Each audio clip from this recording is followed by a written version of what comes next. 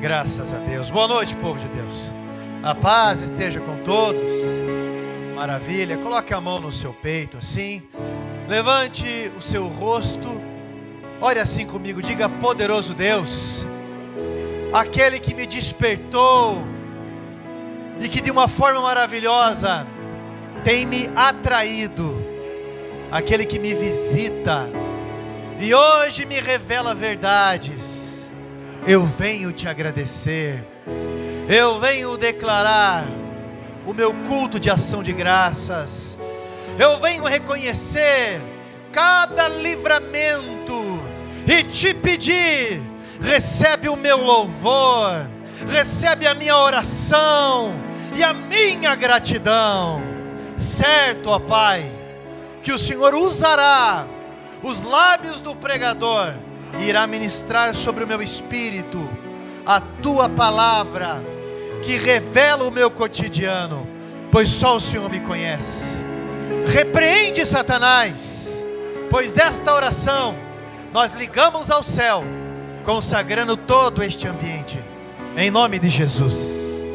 Graças a Deus, o Senhor marcou um encontro com você, amém?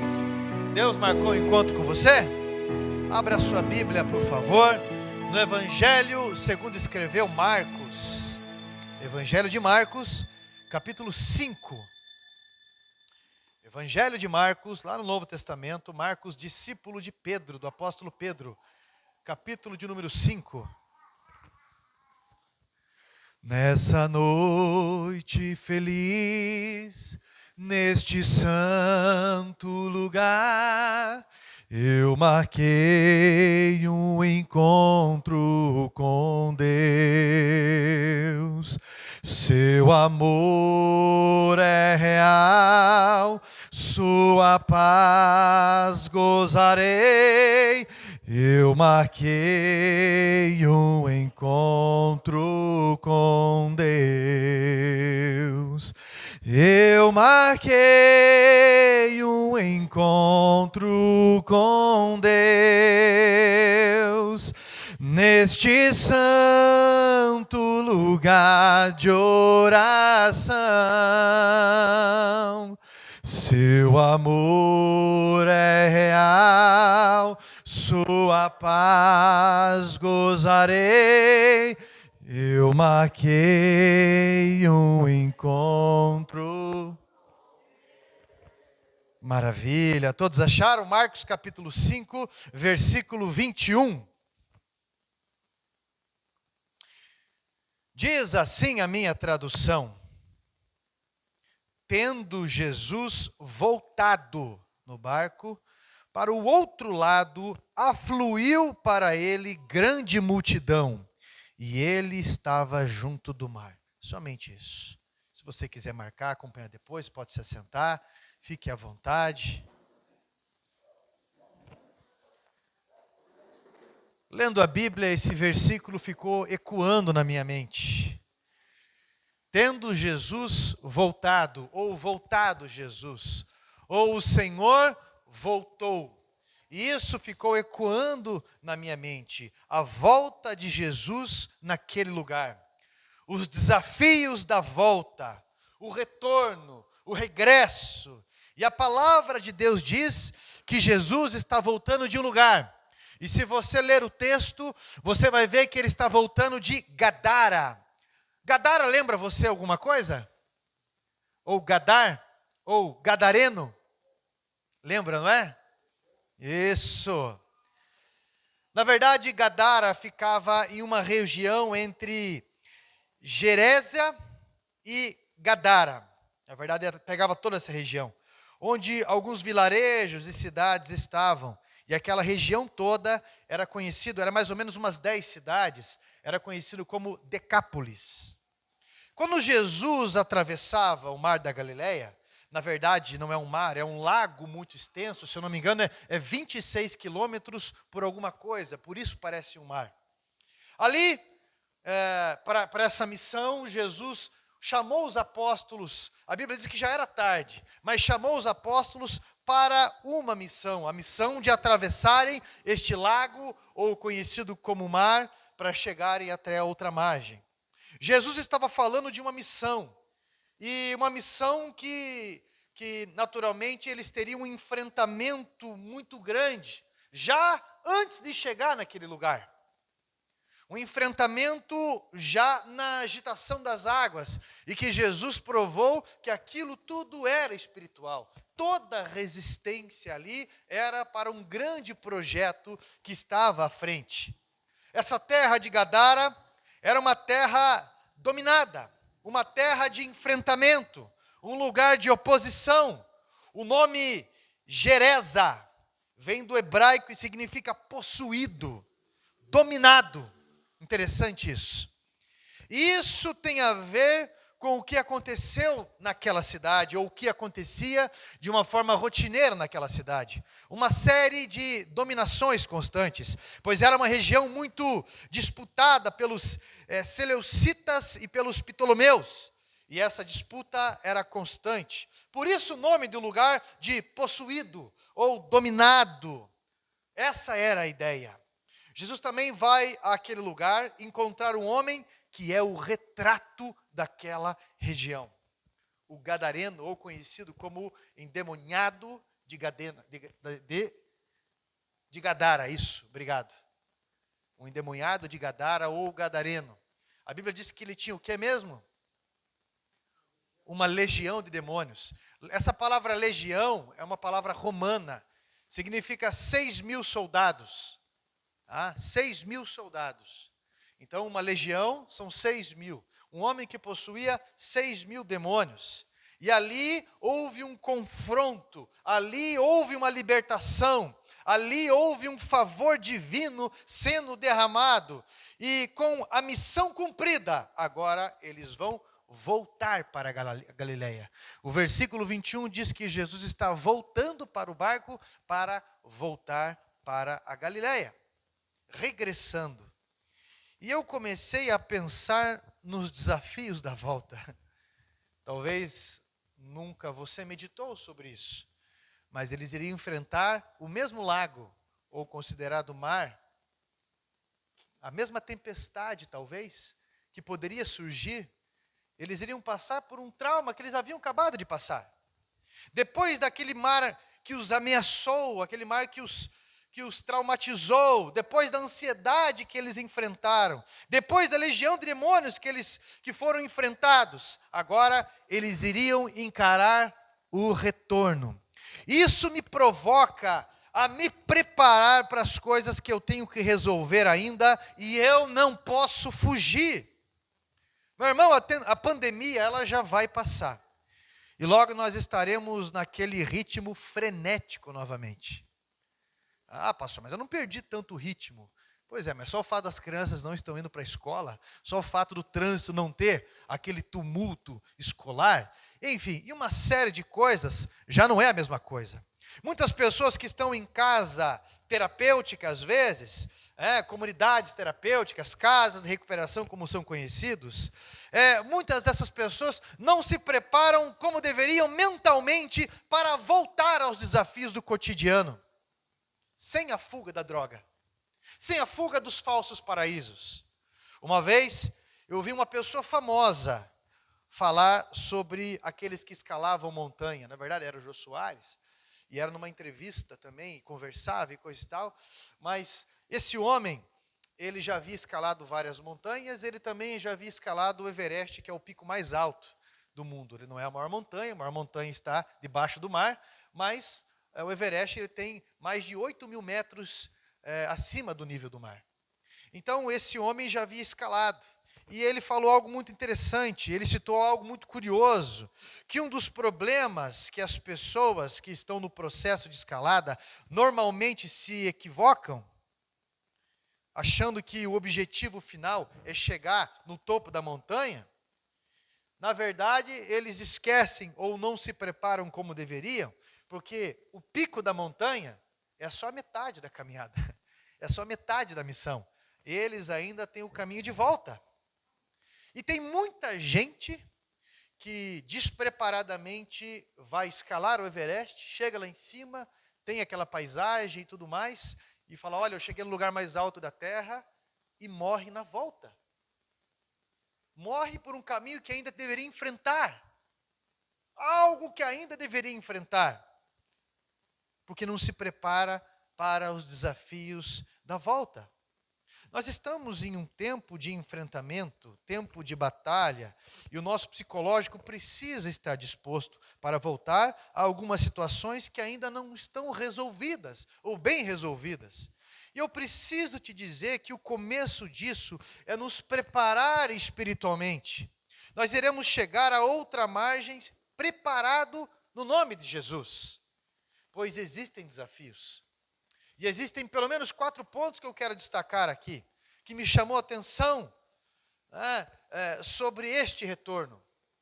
E o primeiro, eu já dei uma pincelada, já falei para vocês, que me chamou a atenção, foi o trauma da tempestade.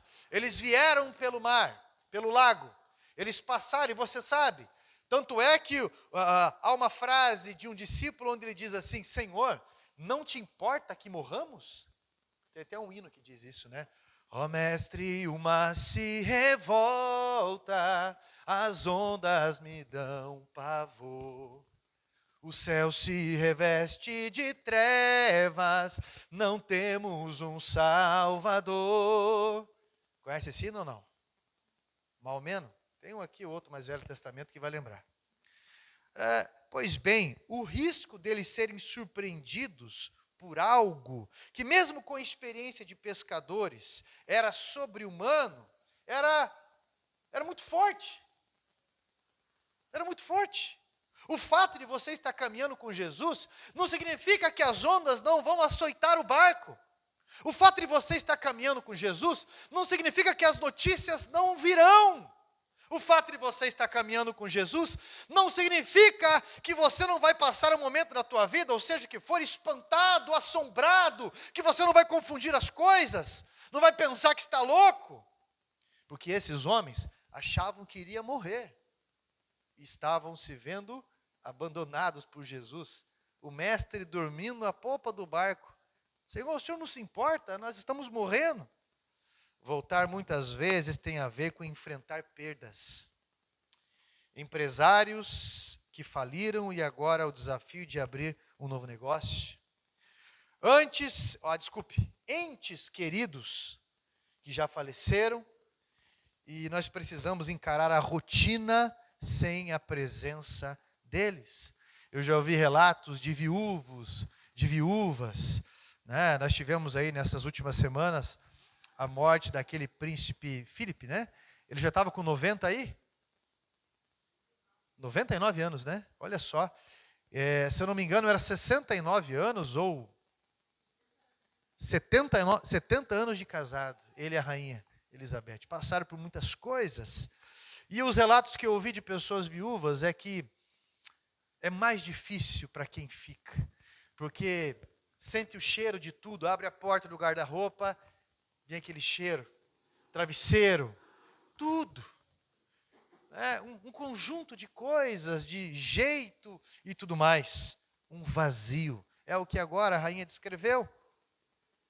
Algumas pessoas, quando isso acontece de uma forma muito jovem, ou um trauma que derivou uma separação, por exemplo, vão encarar um caminho de talvez casar de novo e suspeitar de uma nova tempestade.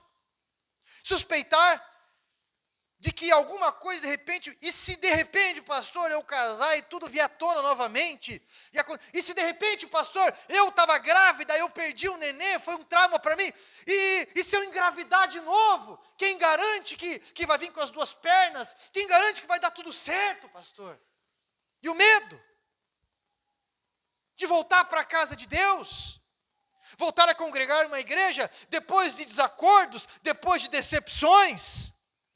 Se não estivermos preparados espiritualmente, nós vamos tentar fugir do inevitável. Inevitável.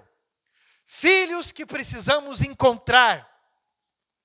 Pais que precisamos cuidar. Situações que precisaremos encarar. Perdão que não podemos fugir de dar.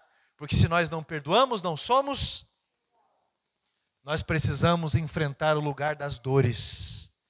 E em nome de Jesus, eu quero que você entenda que a presença de Jesus, ela está contigo e você vai conseguir. A presença de Jesus está contigo e isso não é garantia que não vai ter açoites, mas é garantia que você chegue a outra margem, são e salvo. Você vai passar pelos lugares das tempestades, você vai enfrentar os seus medos, você vai superar essas situações. Não temas, segue adiante, eu estou contigo, diz o Senhor dos Exércitos. Segundo ponto que me chama a atenção sobre voltarmos e concluirmos o propósito de Deus é discernir as batalhas diferentes. Tem um livro, meus irmãos, como é que é o nome desse livro? Eu li, é um livro de mais de 3.000 anos, A Arte da Guerra. É de um chinês, Chan Chun Chan, não sei o nome dele, não lembro agora, mas ele fala sobre a arte da guerra, para você guerrear num banhado, para você guerrear num terreno seco, para você guerrear na neve, para você guerrear na chuva, as formas de batalha de mais de 3.000 anos atrás. Isso é, nenhuma batalha é igual. Quem aqui tem mais de 2 filhos, levanta a mão. Olha só, tem uns que não tem certeza se é ou não, o que é. Olha só, é brincadeira, mas olha só, não tem dessa, né? Semente caiu no teu terreno, cresceu a árvore, está no teu terreno, é teu. É assim que eu aprendi. Então, olha só, eu pergunto isso porque a criação de um filho é uma batalha. E você percebe que nenhum filho é igual. Pode ser o mesmo pai, a mesma mãe, e você ter 10 filhos. E você pode amar os 10 de uma forma igual. Se pedir assim, escolhe um para sacrificar, você, não, de maneira alguma. Eu vou no lugar, mas eu não vou suportar a ideia. Mas acontece que eles necessitam de uma atenção diferente um do outro. São desafios diferentes. Às vezes, lutamos batalhas diferentes, com procedimentos iguais. E precisamos discernir isso. Você vai perceber que as batalhas da ida foram diferentes das batalhas da volta de Jesus. É interessante porque quando Jesus chega em Gadara, o endemoniado se prostra diante de Jesus. Quando Jesus chega na Galileia, o chefe da sinagoga, de nome Jairo, se prostra também diante de Jesus. Enfrentamentos muito diferentes e também procedimentos muito diferentes. Na libertação do gadareno, Jesus diz para que ele testemunhe ali. E o gadareno se torna um pregador, um homem liberto, e ele prega, ele testemunha o que Jesus fez naquelas 10 cidades de Decápolis. Olha só. Compensação, se tratando da filha de Jairo, quando Jesus cura, quando Jesus desperta aquela menina da morte ou do sono, Jesus diz, não fale nada para ninguém. Você precisa entender que nem todo casamento é igual. Você e eu precisamos entender sempre o caminho da humildade, jamais perdendo a sensibilidade, jamais cometendo o erro de ser arrogante e falar, se é comigo eu meto a mão na cara. Mas se é comigo, eu meto o pé. Se é comigo, olha, eu falo, a porta é serventia da casa. Se é comigo, porque se um dia acontecer comigo, se eu falo isso, já é um agitinho na água, no mundo espiritual, às vezes, para acontecer. São desafios semelhantes, mas realidades diferentes. Meu irmão, não olhe pelo ângulo do trauma.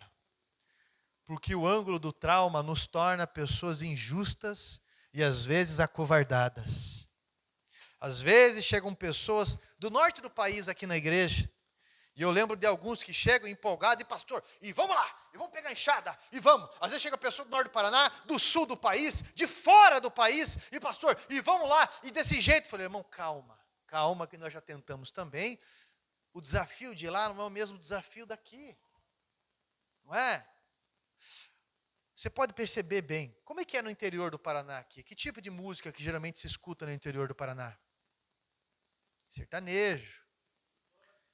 Você vai mais no sul do país? Sertanejo, música fandango, gauchesca, né? Fandango, milonga e tudo mais. Você vai lá para Brasília, você vai para São Paulo, você vai para o Nordeste, para a Bahia. Culturas, um linguajar diferente, desafios diferentes. Vai para a Itália para você ver, e você vai ver o tipo de música lá da Itália. Embora o mundo esteja um tanto globalizado, muito globalizado, ainda tem uma cultura forte. Daí da Itália você vai para a África. Você cultua na Itália e depois vai cultuar lá na África, num país da África, da Angola, por exemplo, para você ver a diferença. Então, são campos de batalha diferentes, são filhos diferentes. O trauma que você teve no passado com aquela pessoa não significa que você vai enfrentar as mesmas ondas nesse casamento, não significa que você vai enfrentar as mesmas situações. Então nós não podemos ser injustos, querendo adiantar as coisas com a nossa ansiedade. Não, Jesus, eu não vou entrar nesse barco não, eu dou a volta nesse lago aqui, eu não vou, mas de maneira... Conhece alguém assim? É verdade. Então, nós temos que discernir e ter a sensibilidade de resolver o problema sempre de uma forma singular. Singular. Terceiro ponto que me chama a atenção. Como que eu enfrento o desafio da volta? O versículo 21, ele diz assim: voltando no barco para o outro lado, afluiu grande multidão. Qual que é o outro desafio, pastor? É lidar com a multidão. Lidar com a multidão. Isso é, as demandas que geram o esgotamento. As demandas que geram o esgotamento. Jesus literalmente era solicitado, ele era importunado, havia demandas que a multidão trazia que eram inesgotáveis. O corpo humano é limitado, e como Deus ele não é limitado. Mas como homem, quem disse que não é? Senão ele não ia precisar dormir. Eu tenho em mim que quando Jesus dormiu na popa do barco, é porque ele estava exausto. Imagina uma tempestade, além das comandas espirituais, além da lição que ele queria dar, uma tempestade acontecendo. O corpo de Jesus devia estar exausto. E quanto mais tempo passa, maior são as solicitações de Jesus. Quando ele se hospedava em uma casa, a multidão cercava aquela casa. Quando ele fazia uma refeição numa casa, da mesma forma, houve uma vez que eles tiraram o telhado da casa para descer uma pessoa, porque não tinha como entrar ninguém ali. Não é? Então, o tempo inteiro solicitado. Você consegue imaginar isso aí ou não? Você consegue imaginar isso? E um dos desafios em voltar é lidar com as demandas que geram o esgotamento. Quando nós ficamos de férias, ou com um feriado prolongado, nós sabemos que iremos enfrentar algo quando nós voltarmos. Não é? Aí eu fico curioso como Jesus lidou com isso. Primeiro eu percebo que Jesus foi capaz de definir prioridades. Como que você vai lidar com a demanda? Como que você vai lidar com a demanda? Aprendendo a estipular prioridades em tudo isso.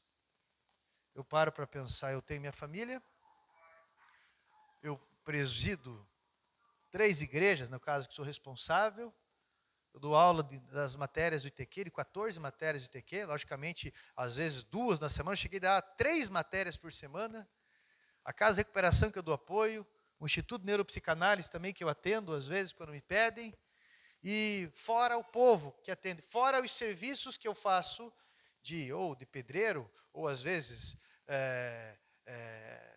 mesmo que precisa tampar buraco, hoje limpei os banheiros e tudo mais. Você tem que entender sobre as prioridades que você precisa colocar na tua vida. Precisa entender. Jesus, ele tinha um projeto, ele tinha um plano, ele tinha uma missão. E ele define que ele vai para onde? Para a casa de Jairo. Tem uma multidão pedindo coisas para ele.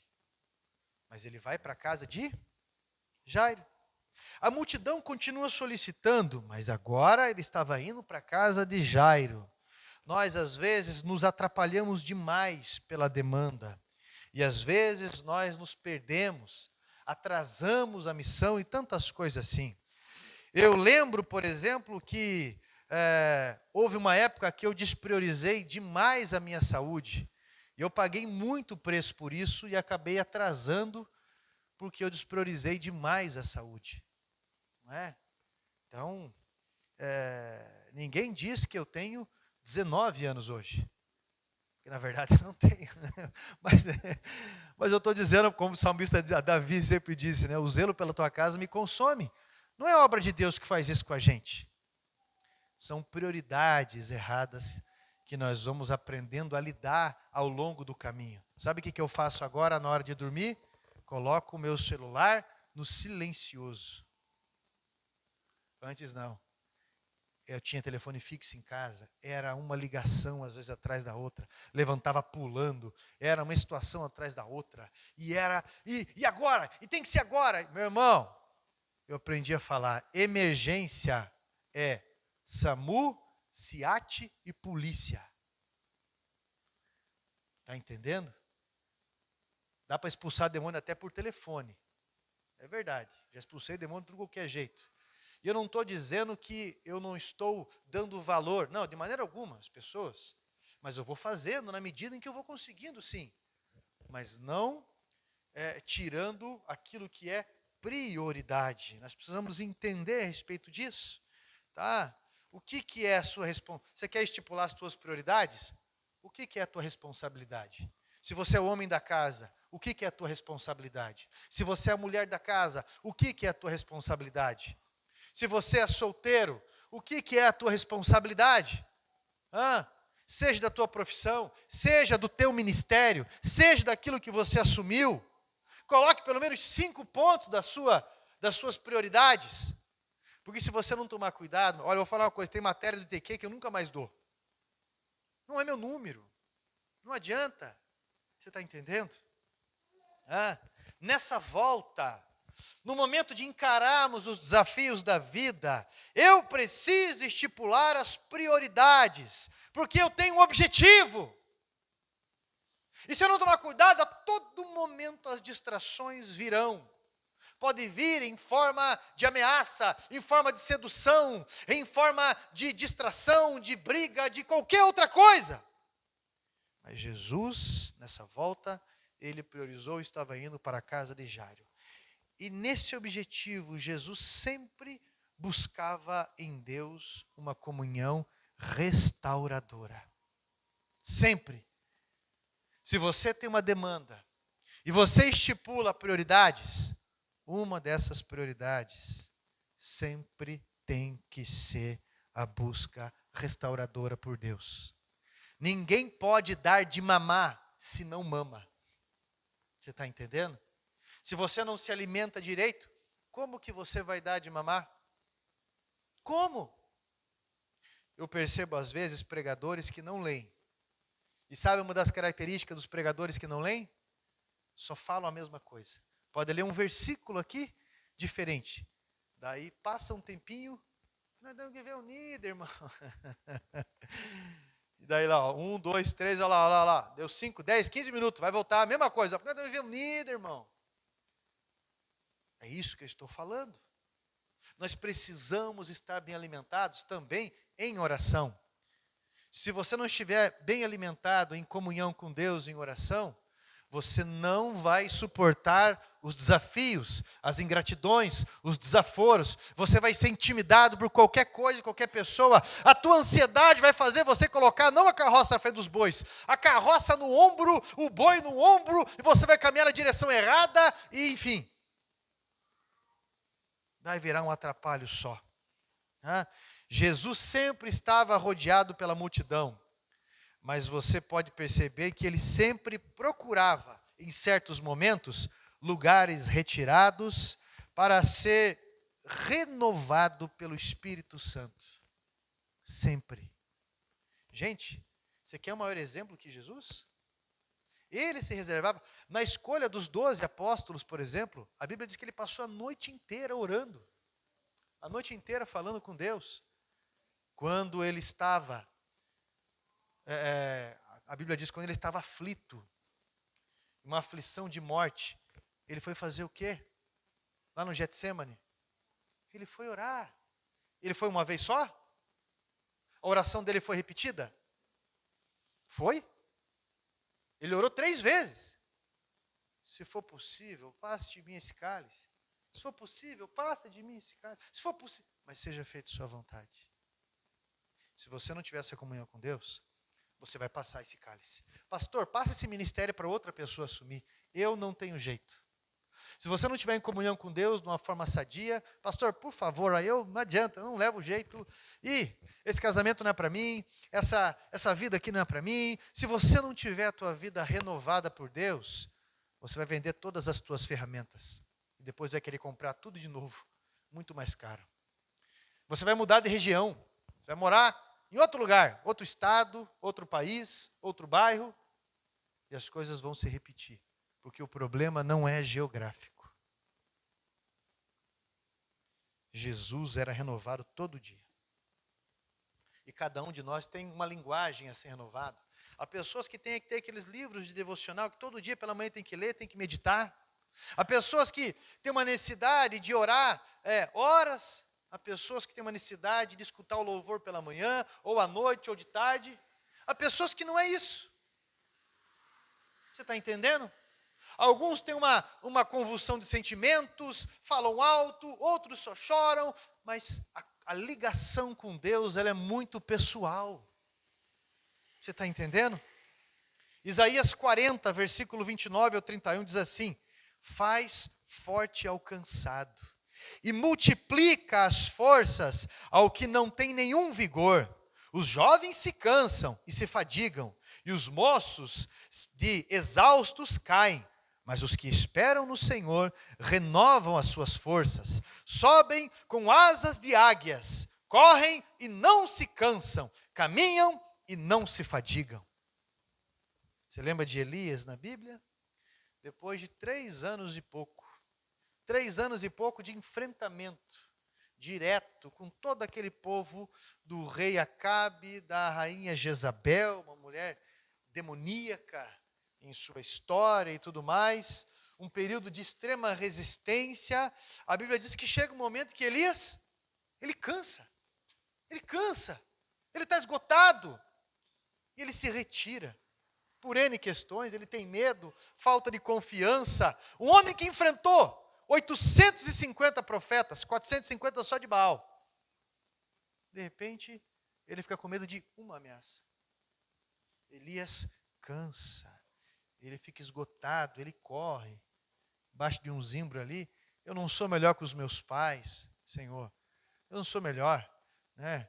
Na verdade, eu queria partir já, queria que o Senhor me matasse. Eu não sou melhor que ninguém. E de repente a palavra do Senhor diz que vem um anjo, mas sabe entendendo o que ele fala? Para quem que ele fala isso? Para quem que Elias fala isso? Fala para Deus. Ele fala para Deus. E de repente o Senhor vem, envia um anjo e o alimenta. E ele dorme mais um pouco ali. O anjo acorda ele de novo, ele se alimenta e depois ele caminha 40 dias e 40 noites. Com certeza não era um alimento comum. Com certeza era algo sobrenatural que estava acontecendo ali. E de repente, depois desses 40 dias, como foi a mensagem de domingo, né? Esse domingo, né? Ele foi para a caverna de Deus, o outro domingo, aliás. Ele vai para a caverna de Deus. E ali ele recebe uma restauração tamanha, que ele vai concluir o seu ministério com grande êxito, que ele vai deixar um legado, que ele vai deixar discípulo ali. Nós, quando estamos esgotados pela demanda, presta atenção. Às vezes, nós nos magoamos por bobeira. Você já viu uma criança cansada que começa a chorar e ficar birrenta? E a mãe vai lá e fala, isso aí é sono. Nós também temos dessa, às vezes só pegar uma férias.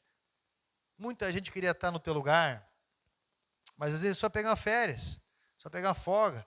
Pastor Rogério Amorim, uma vez ele disse que Ele estava tão cansado, aquele dia um tumulto, e ligação, ele é vice-presidente nacional da Quadrangular, que ele largou tudo e foi tomar chimarrão. Depois de umas horas ele voltou de cabeça fresca. Tem o Gaúcho Lori, um amigo nosso que já esteve aqui algumas vezes, me deu até um cavalo de presente uma vez. O Gaúcho Lori nunca usou uma calça jeans, nunca usou uma calça social, só bombacha, sempre pionchado. Um dia ele estava lá ele tem uma caminhonete agora, ele tinha um Monza. Na BR, um trânsito que o carro não ia para frente nem para trás, mas para o lado ia. Ele encostou, pegou o banquinho dele, pegou o mate e ficou tomando o mate. Ficou acompanhando, vendo tudo e tomando o chimarrão. Nós precisamos aprender a descansar. Porque quando nós estamos esgotados, nós nos sentimos incapazes. Na verdade, nós só estamos cansados. As pessoas que nos amam, nós às vezes nos irritamos. E às vezes pesamos para as pessoas que a gente mais considera. E o pior é que não se limita ao cansaço físico. São tantas decisões, tempestades, demônios, multidão, mas nós temos a promessa do renovo. Nós temos a promessa do renovo. Mateus 11, 28, você lembra o que está escrito lá? Vinde a mim, vós que estáis cansados e sobrecarregados, que eu vos conhecei de mim, que sou manso e humilde de espírito, e acharei descanso para a vossa alma. Você vai voltar para a sua casa hoje, não só com o renovo, mas com a promessa de restauração. Direcionado, alimentado. Sabe qual que é o quarto ponto que me chama a atenção aqui? Quando você volta para um desafio, é que você não precisa enfrentar as coisas sozinho. Não podemos esquecer que nessa demanda, nós precisamos delegar também. Eu preciso enxergar o que Deus fez Elias enxergar. Elias, você não está sozinho não, meu amiguinho. Tem mais 7.000 que não se dobraram a Baal, que estão lá para apoiar você, meu amigo. Eu preciso entender o conselho que o sogro, de Jetro, o sogro de Moisés, deu para ele. Por que você está fazendo tudo sozinho, cara? São quase 2 milhões de pessoas. Peça para Deus derramar porção de sabedoria sobre essas pessoas também. E ele fala, E a Bíblia diz que vem os 70, né? Que depois, com Jairo ali, são os 70 da sinagoga, os principais da sinagoga. Mas são os 70 que ajudam a aconselhar a multidão, a julgar os casos. Eu preciso entender que favores não acontecem se eu não semear favores. Não fique pagando de vítima, não. Ninguém me visita. Quem que você visitou? Quem que você visita? Ninguém me ajuda. Quem que você ajuda? Mas ninguém faz por mim. Quem que você fez? Por quem que você faz? Por que você é tão sozinho desse jeito ou sozinha? O renovo vem também quando eu aprendo a andar em comunhão. E eu só não consigo andar em comunhão porque o meu orgulho me traz suspeitas injustas. O meu orgulho me traz um condicionamento que dá ausência de perdão verdadeiro. O renovo, ele vai vir. Mas eu preciso aprender esses passos, porque os favores virão. E o sucesso também vem. E com ele vem o avanço, sim. E hoje, meu irmão, você vai orar pela promessa de renovo e favor. Porque o caminho da volta, ele envolve demanda, mas também conclusão de vitória. O colo de Deus, ele é percebido nas nossas vidas. Meu irmão, eu tenho tanto desafio nessas coisas, a gente tem que, não é só coisas físicas, pessoas, gente que você quer que vá para frente, pessoas que você quer que entenda coisas, é muita coisa, muita gente, e todo mundo para mim é importante, mas, por exemplo, eu lidando com essas coisas, e terreno da igreja, eu pensando, meu Deus, as coisas têm que andar, e o que está acontecendo, e eu em oração, e os irmãos em oração, e a igreja dentro de um ano, 3 meses fechada, e o povo assustado, e o desgaste, e a questão financeira, e tudo isso. Mas o joelho, e você firme, e de repente Deus me dá um sonho, e de repente, uma pessoa que eu conheci há uns 15 anos atrás, quase, eu reencontro, começo a conversar, Deus me usa na vida da pessoa, a pessoa decide, eu vou voltar para Jesus, e de repente eu conto a respeito dos projetos e terreno, e a pessoa fala, pastor, traz o projeto lá. Olha, o que eu tenho aqui é um rabisco de projeto e isso aqui, traz lá. E de repente a pessoa leva para os engenheiros, para aprovação cívica, hidráulica, elétrica, e agora em 3D, e logo nós vamos conhecer como vai ficar o templo, e de repente fala, pastor, nós estamos terminando uma obra lá no Rio Grande do Sul, nós estamos fazendo Tribunal de Contas. Lá está sobrando 8 banheiros que eles montaram. 8. Vai vir todas as louças para cá. Pastor, tem 400 metros já de porcelanato. Pastor, tem muito material. E nós vamos fazer um negócio com vidro, que é, como é que é o nome mesmo? Agora, eu anotei, mas não está aqui. Anotei lá e ficou lá. Esqueci o nome agora. Que daí a pessoa que doa, a empresa que dá, fica por um tempo com o nome ali, que doou aquilo. Permuta, isso? Isso. Eu falei, mas o projeto é muito grande, ali é muita coisa, é muito assim, e coisa e tal. E eu me vi sozinho um dia, ou 2 ali com uma picareta, com uma enxada, e outros dias orando, e outro dia agora o que eu vou fazer? Com concreto, com um negócio ali. Eu falei, agora? E de repente, aí você olha a construção das igrejas, uma multidão de gente trabalhando, e Deus me dá um sonho, que está só eu. Deus me dá um sonho que eu estou ali na praça, e de repente eu olho para o terreno, eu vejo um monte de cachorro na frente do terreno, e um cachorro maior que parece uma hiena. E de repente eu olho para aquela multidão que está atrás de mim dos 2 lados, e falei, vamos lá, e de repente eu olho e todo mundo sai correndo. Sobra 8 comigo. 8! E ainda eu dou um berro, o que vocês estão acovardados? Despriorizado? Vamos! Ai. E vou entrando, cachorro. E eu entro, de repente estou dentro do terreno, como se não bastasse, você vê uns homens de camisa vermelha, de boné vermelho, já pode imaginar, com um facão na mão, grandão assim. É engraçado que é tudo grandão, gordão, e fala, estão passando fome. E diz que não tem nada, e quando pega fogo, fala, perdimos tudo. Vem e fala, o que vocês estão fazendo aqui? Vocês não vão entrar aqui não! Eu falei, nós vamos entrar, porque esse terreno foi consagrado para Jesus. Nós vamos entrar porque o Senhor deu e nós vamos construir uma catedral para o Senhor aqui. Mas o Senhor falou para mim algumas coisas. E o Senhor confirmou pela boca de uma outra pastora que nem daqui da igreja é, que eu considero uma mãe. Você está entendendo? Que o renovo de Deus vem? Você está entendendo que quando você permanece na posição, vem, e que você não pode fugir de algumas coisas? Que você não tem como fugir de alguns enfrentamentos, na verdade você tem que fazer o melhor, você vai ter que voltar e fazer como é para ser feito. Não adianta você se inquietar e procurar fugir ou terceirizar algumas coisas. A responsabilidade é tua, é tua. E hoje quando eu vi o rabisco virtual do templo, eu pensei assim, meu Deus, é muito bonito.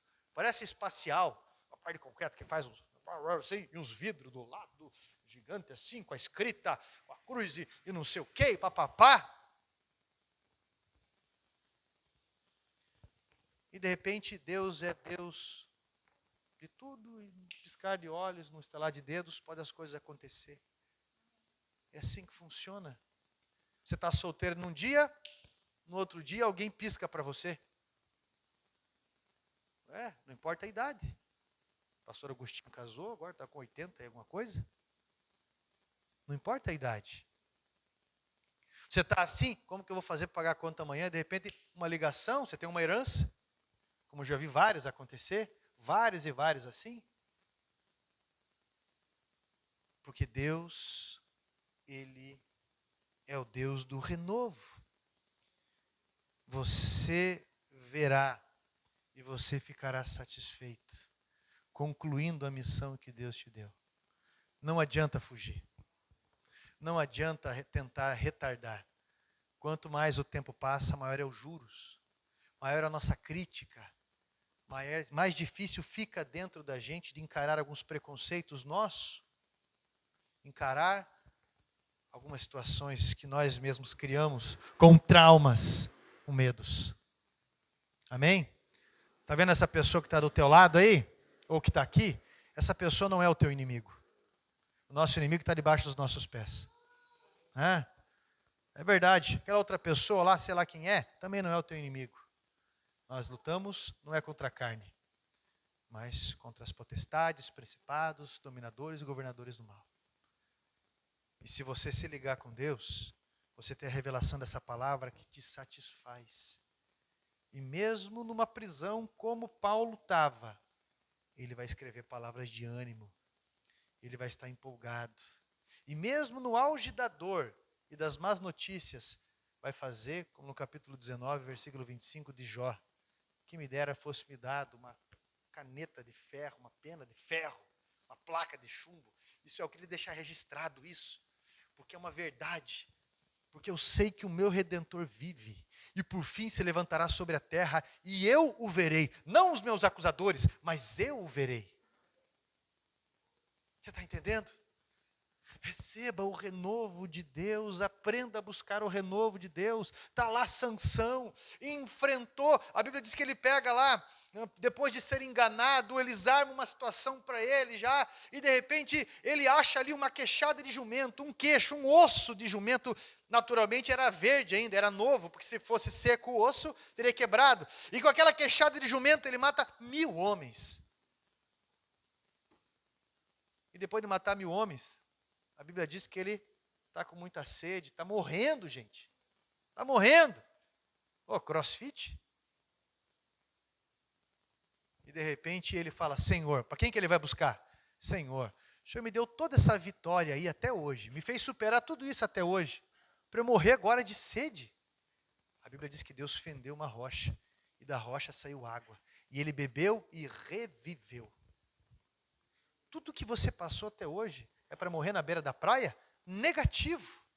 Negativo, meu irmão. Renova o teu ânimo. Renova as tuas forças nele.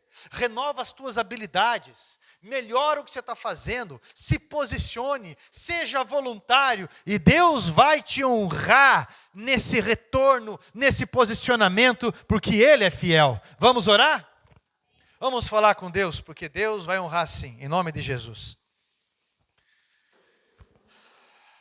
Orando segundo as promessas, você tem o direito ao renovo de Deus.